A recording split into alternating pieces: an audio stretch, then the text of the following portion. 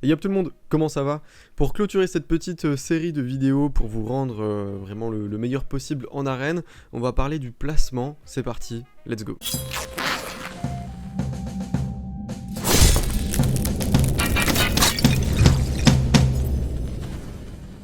Alors, le placement, déjà si vous voyez pas de quoi je veux parler, vous allez en apprendre beaucoup dans cette vidéo. Et si vous voyez déjà de quoi je veux parler, vous allez possiblement également en apprendre beaucoup dans cette vidéo. Alors, le placement, à quoi je fais référence en disant ça? C'est-à-dire que là ici vous voyez, les personnages sont dans un ordre. C'est-à-dire que quand vous les mettez, hop, ils apparaissent dans un ordre. D'accord? Ils vont pas se mettre aléatoirement, ce sera tout le temps la même chose. Tac, tac, tac, tac, tac. D'accord? Tac, tac, tac, tac. Ok? Donc, le premier, le deuxième, le troisième et le quatrième. Et en gros, cet ordre, il va définir beaucoup de choses dans le jeu. Premièrement, donc là on est spécifiquement en arène, je vais parler à la fin un petit peu de d'où ça peut être utile également. Premièrement en arène, bon, alors bien sûr, le premier donne le lead. Ensuite, il faut savoir que principalement ça va être utile pour deux choses.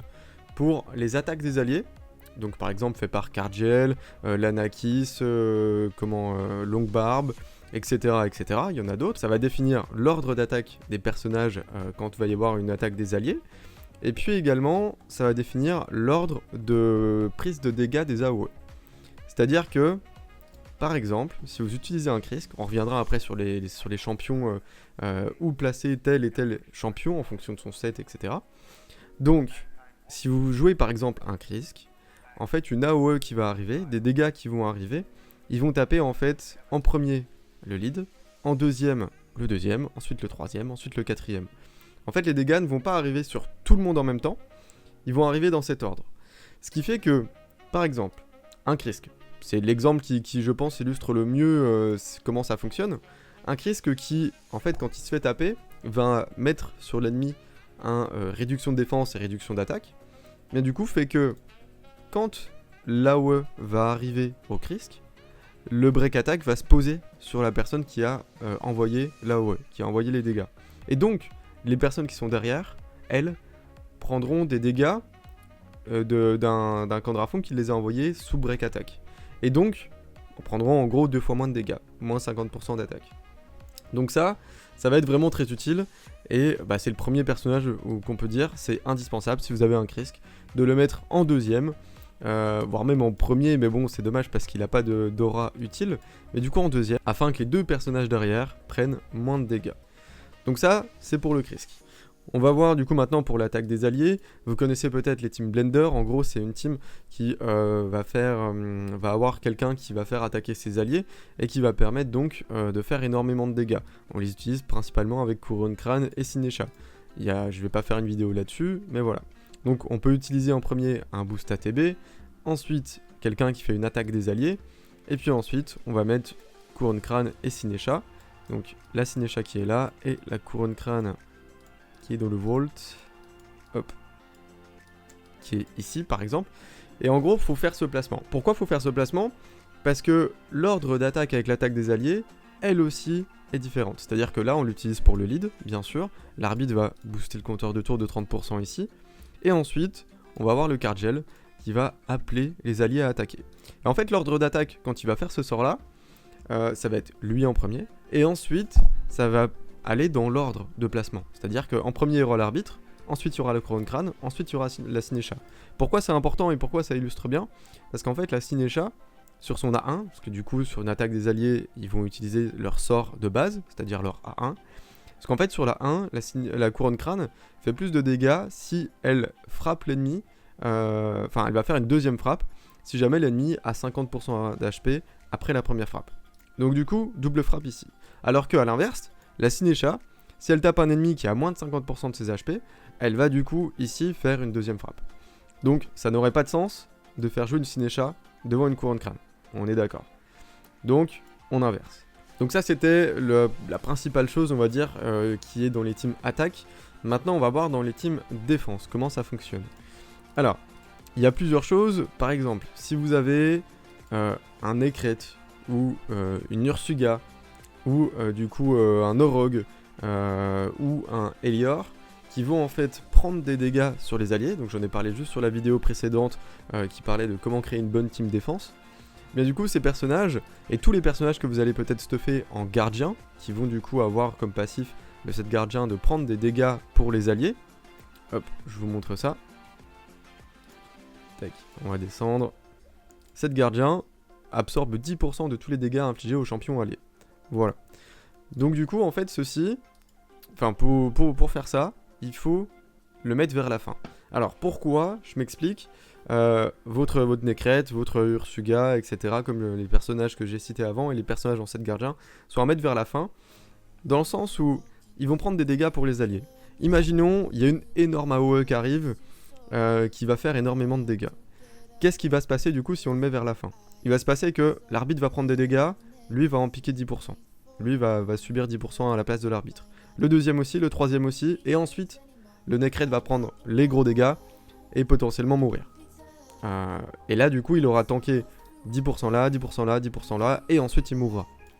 Alors que si vous le mettez en deuxième, ce qui va se passer, c'est que là, elle prendra des dégâts, lui tankera 10%. Ensuite, lui va prendre sa part, et du coup, potentiellement mourir. Et s'il meurt ici, eh ben, les deux qui sont derrière, ils vont prendre les vrais dégâts également.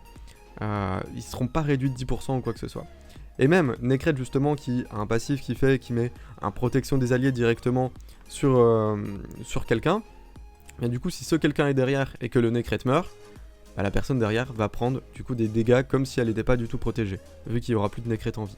Donc voilà pourquoi des personnages qui vont tanker pour les alliés doivent être mis à la fin pour pouvoir prendre les dégâts pour les alliés et ensuite peut-être mourir, mais ils auront fait leur job et les alliés seront potentiellement encore en vie. Vogot d'ailleurs rentre également sur les champions à mettre derrière, le but étant que les alliés prennent des dégâts, et ensuite que le Vogot lui prenne des dégâts, et du coup soigne les alliés par rapport aux dégâts qu'il a subis. Si vous le mettez avant, il va prendre les dégâts et heal les alliés du coup à ce moment-là, mais les alliés seront encore full life, ils n'auront pas encore pris les dégâts. Donc voilà, dites-vous bien que ce qui se passe en 1 milliseconde sur votre jeu, en fait, niveau codage et niveau in-game, il y a énormément de choses différentes qui se passent en fonction justement de ce placement. Très important. Également la maîtrise, hop, je vous montre rapidement. La maîtrise qui est ici, qui va faire que vous preniez des dégâts pour les alliés, fonctionne exactement comme le passif d'une Ursuga, un Necrète, etc., etc. Donc ces deux maîtrises là, si des personnages longs, il faut les mettre vers la fin. Maintenant, ce que j'ai dit avec Krisk, comme quoi il faut le mettre en deuxième pour que son passif mette le break def et break attack sur l'ennemi qui frappe pour que les deux derrière prennent moins de dégâts, fonctionne également avec un Kyokyu ou un chercheur. Ce qui se passe c'est que chercheur, si vous voulez du coup le mettre en lead pour avoir plus de def, c'est bien. Maintenant chercheur peut être aussi utilisé en tant juste que boost ATB, et du coup je vous conseille de le mettre en deuxième. Son passif qui fait que s'il prend un critique, il va mettre une augmentation de def sur tout le monde, va fonctionner un peu comme le Krisk.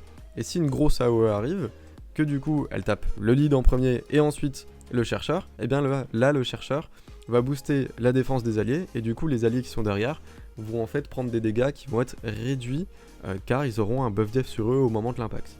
Voilà. C'est un petit peu tout pour le placement en team d'attaque ici par rapport du coup à l'ennemi.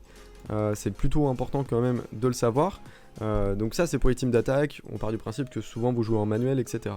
Maintenant pour les teams de défense, on va voir autre chose de plutôt intéressant. Alors pour la défense, et c'est ici que les joueurs vont possiblement apprendre des choses, les joueurs endgame, pour la défense c'est important de placer correctement vos champions aussi. Pourquoi? Parce que si vous jouez une Siphi ou une Molly par exemple, qui ont un raise mono-cible, bien du coup ce qu'il faut savoir c'est que Molly ou bien Siphi vont réanimer des personnes qui sont à côté d'elles. C'est-à-dire qu'elles n'iront pas, à part s'il n'y a que lui qui est mort, réanimer la personne qui est loin d'elle, par rapport à l'intérieur d'un combat, dans l'arène, comment les champions sont placés. Donc là, il faut savoir du coup à quoi ça correspond. Il faut savoir que le lead, c'est la place qui est au milieu, à gauche. D'accord ? Ensuite, la Siphi, le deuxième, ce sera la place qui sera au milieu, à droite. Ensuite, le troisième, ce sera tout à gauche. Et le dernier, ce sera tout à droite. Donc là, par exemple, notre Siphi qui va être en deuxième, c'est-à-dire au milieu à droite, et bien du coup, elle va réanimer soit notre lead qui est à sa gauche, soit la quatrième ici. D'accord ? La Molly du coup, qui va être elle tout à gauche, va réanimer forcément le Kimar. Parce que du coup, il n'y aura que le Kimar à côté d'elle. Ça, on part du principe que c'est la seule survivante et que du coup, elle doit réanimer des gens. Donc faites bien attention à ça, je vais essayer de vous montrer un petit peu in-game à quoi ça correspond, parce que c'est vrai que ça peut paraître un petit peu bizarre comme ça. Hop. Tac tac tac, on va mettre la molly pour montrer un peu correctement, et puis on va mettre un Draco, on s'en fout. Donc on lance, pas en automatique pour pas tuer directement l'armorier. Vous voyez, c'est ce que j'ai dit. Donc le Kimar en 1, donc il est milieu gauche, ensuite la Siphi en 2, elle est milieu droite, ensuite la molly qui est tout à gauche, et le Draco en 4 qui est tout à droite. Donc là du coup, si tout le monde meurt à part la Siphi, elle va réanimer le lead. Elle réanimera pas le Draco. Alors que si on l'avait mis en 4ème, et le Draco en 2ème, et bien du coup, elle aurait réanimé forcément le Draco, qui est en fait le personnage le plus proche d'elle. Donc faites bien attention à votre placement à ce niveau-là, pour pouvoir driver qui va être réanimé en premier. C'est-à-dire que parfois vous voulez peut-être que le personnage réanimé soit le Kimar, pour potentiellement aller directement slip l'ennemi ou bien réinitialiser vos sorts. Et du coup, votre raise, il faut le mettre en 3ème, pour qu'il soit juste à côté de votre lead. Et qu'il n'y ait que le lead qui soit à côté, donc que ce soit forcément lui qui se fasse réanimer.